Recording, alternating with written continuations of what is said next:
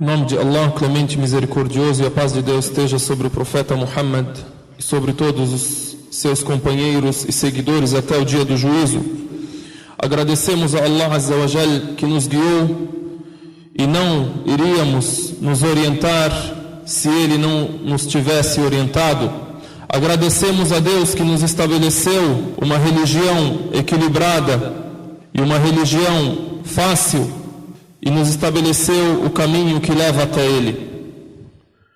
O ser humano deve sempre refletir e perguntar: qual o meu objetivo nessa vida?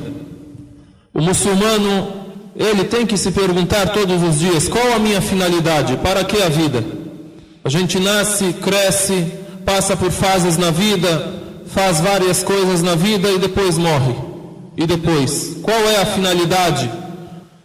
A finalidade do muçulmano, do crente verdadeiro na vida, a finalidade maior e o objetivo maior é agradar a Allah Azza wa Jal.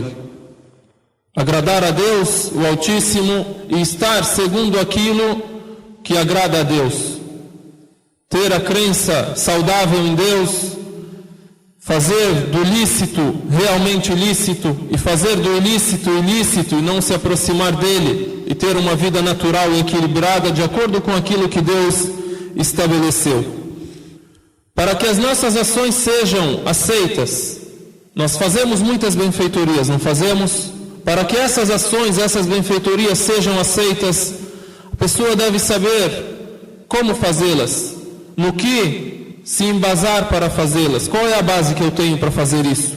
Muitas pessoas fazem benfeitorias e muitas pessoas dizem: eu sou reto e eu tenho a melhor conduta.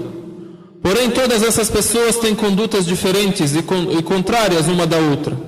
E todos dizem: eu sou o mais reto e eu sou o único que faço as benfeitorias da maneira correta.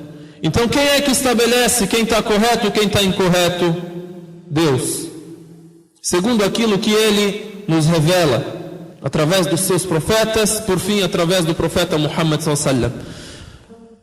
As condições de aceitação das ações. As condições de aceitação da minha benfeitoria.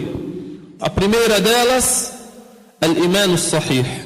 A pessoa ter uma crença correta, a crença saudável, a crença do monoteísmo. Crer em Deus sem associar ninguém a Ele. Crer que la ilaha illallah. Crer que só Deus é realmente divindade. E a gente percebe que o profeta Muhammad sallallahu alaihi wasallam, no início da sua mensagem, quem ler a biografia do profeta sallallahu alaihi wasallam vai perceber em Meca, nos primeiros 13 anos de mensagem de profecia, ele se baseou somente na crença e quis ensinar para aquelas pessoas que com ele viviam que nada vale se a gente não for monoteísta a Deus. Se eu faço uma benfeitoria, porém creio que junto com Deus há um outro ser, uma outra divindade, a quem eu devo também fazer essa benfeitoria, ou por quem eu devo ser devoto, essa benfeitoria não é válida, porque associei com Deus alguém e fui idólatra. Na época do profeta sallallahu alaihi wasallam, sabemos, tinham vários ídolos, tinham certas crenças. Então ele veio e estabeleceu e lembrou as pessoas que devem sempre lembrar e crer e testemunhar que só Deus é divindade. Não há com Deus o Criador algum. E se Deus é o único Criador, não há junto com Deus alguma divindade que merece ser adorado junto com Ele. Não tem filho, não tem mãe, não tem sócio. Um exemplo da época do profeta sallallahu alaihi wasallam, os idólatras acreditavam que os anjos eram filhas de Deus. Os anjos eram do sexo feminino e atribuíam os anjos a Deus como filhas. E aí Deus revelou no Corão o versículo onde ele cita essa grave colocação. E cita que eles, quando tinham uma menina, quando Deus concedia a eles um recém-nascido do sexo feminino, eles reclamavam e ficavam com vergonha, tinham vergonha de ter meninas. Mas a Deus eles podiam atribuir as meninas e dizer que Deus tem filhas. Então atribuem a Deus as filhas. E quando a eles é concedido uma menina e Deus agracia eles com uma filha, eles ficam com vergonha e não sabem o que falar para o povo.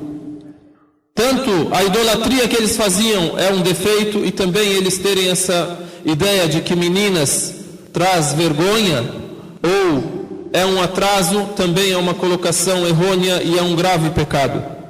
E aí veio o profeta sallallahu alaihi wasallam e também estabeleceu a crença entre eles com o equilíbrio e com a reflexão. Quem lê o Coran sempre vê o estabelecimento da crença relacionado à mente, à reflexão. Sempre, vocês não meditam, vocês não pensam, por que não razoam? Diz, por exemplo, sobre a ideia que alguém pode ter de que há junto com Deus outros criadores. Deus no Coran diz: se tivesse junto com Deus outro criador, os céus e a terra iriam se destruir. Só pode haver um. Se houvesse 2 ou 3, o que acontece? Cada um quer uma coisa. Um sócio quer que seja assim, outro sócio quer que seja assim. Outro exemplo da reflexão: quando você passa por uma casa bonita, um castelo, um imóvel bem construído, você olha e diz: como é experiente o arquiteto que projetou essa casa, como é inteligente, como fez bem feito.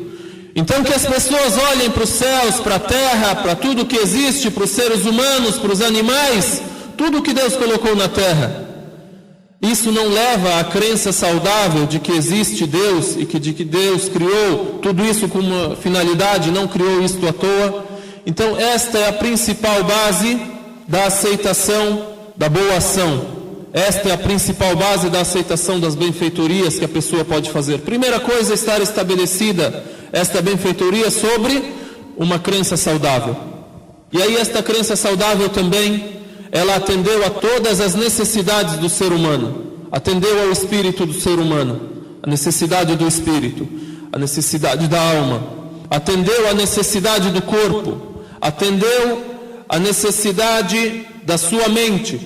Uma crença saudável, completa, correta, que atende a todas as necessidades. Por isso você percebe, o Islã logo se expandiu, se difundiu em todo o mundo. Por quê? Porque atende a tudo aquilo que o ser humano necessita. Se difundiu naturalmente, com equilíbrio, com naturalidade, sem especulações, sem ideias, sem fundamentos, sem coisas do outro mundo, coisa natural. Expliquemos o Islã para as pessoas naturalmente, não há nada de anormal.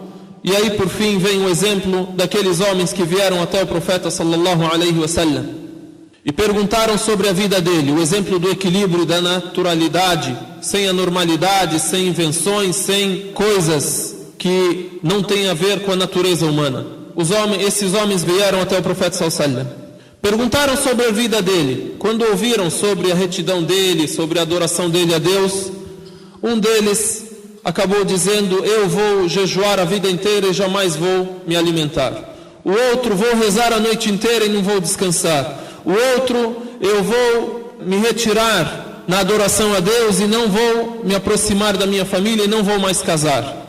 Quando chegou até o profeta sallallahu alaihi wasallam essas ideias, ele disse: eu sou mais temente a Deus do que vocês, e sou mais próximo de Deus do que vocês, porém eu jejuo e me alimento, eu rezo e descanso, e caso aquele que se abster da minha tradição não é dos meus. Assim é natural a religião e é natural a crença, e esse é o primeiro ponto sobre o qual as benfeitorias estão embasadas: a crença natural, a crença razoável e a crença correta e saudável. Aqulu qawli hadha wa astaghfirullah al-azim.